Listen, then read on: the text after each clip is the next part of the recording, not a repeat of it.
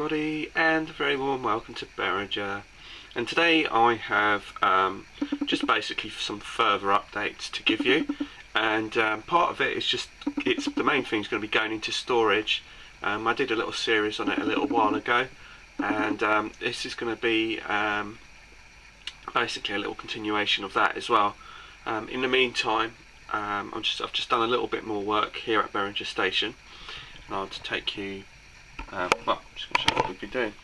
Basically my platforms and everything's all pretty much clogged up at the moment because going into storage parts to do with the fiddle yard, and one of the big winners, as it were, by simplifying the track has been the fiddle yard, because what that's meant is that all this track that was along here that was never ballasted, it's just been lifted up, and it's now just completely deserted now.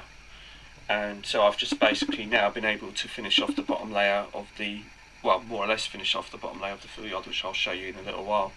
And also by removing all the point work that was under there, obviously I've obviously got rid of the dodgy points, but some of the points that I've managed to salvage have been able to be reused. So again, that saved me money down at the fiddle yard. So that's been quite good. But I'm going to just quickly show you what I've done here before we go over there. So as you've probably noticed as well, that's probably the last bit of advertising that's there. And as you can see, there's a couple of bits just there, and there's a couple of bits missing, and I've moved them over here. And what I've done is I've just painted the wall here and just give it a bit of a mucky coat. There's kind of a few tinges of grey and black and stuff in there just to give it kind of a bit more of a weathered down look. And I've also added another one there, and then I've bedded it in with some foliage all the way along down there. And that's pretty much the sum of what I've done on this part additionally.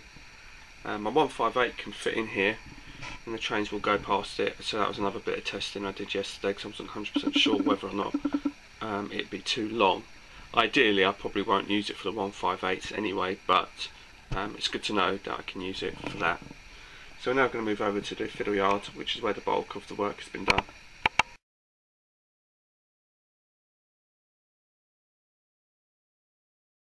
So here we are at the beginning of the fiddle yard as you come in, and basically the big winner has been that I've been able to get hold of obviously the additional track work, and so basically, and I've also managed to salvage this point here, so that's allowed me to carry on with the fiddle yard work.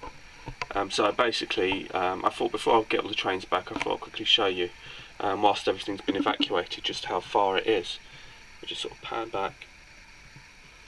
This little board here at the back is going to represent the climb. I'm not sure if I'm going to use that or not, but I was just trying to get a feel for it. What I've done is I've done the numbers, and it's only 3 to 8, and that's because from lines 3 to 8 are the ones that have got the isolating points, and which are the lines which can be used for the longer loco services. So that's why not all the points are actually isolated, just these ones between 3 to 8,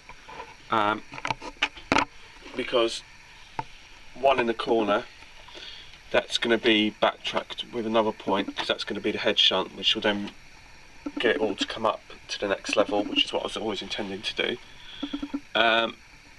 Number 2 is kind of isolated by this point here, which I've checked all the track work and all the wiring along here now, so you won't be able to use, so you see there's no need for an isolating point there. But then you've got 3, 4, 5, 6, 7 and 8, which are all the longest lines that I have.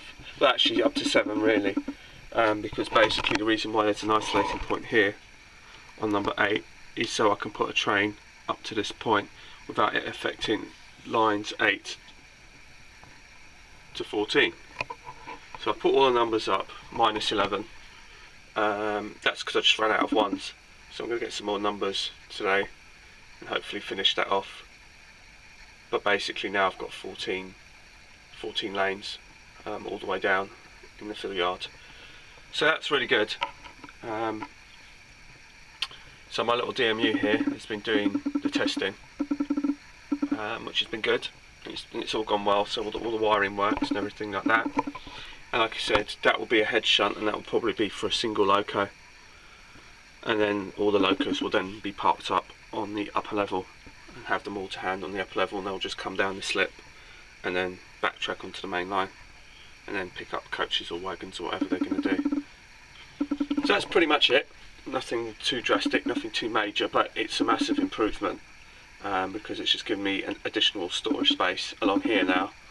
And like I said, once the upper level starts moving on at some point, then I can get the rest of the trains out of boxes and have them parked up permanently, and then that way when I want to use them, it's just a flick of a point or whatever and get them going.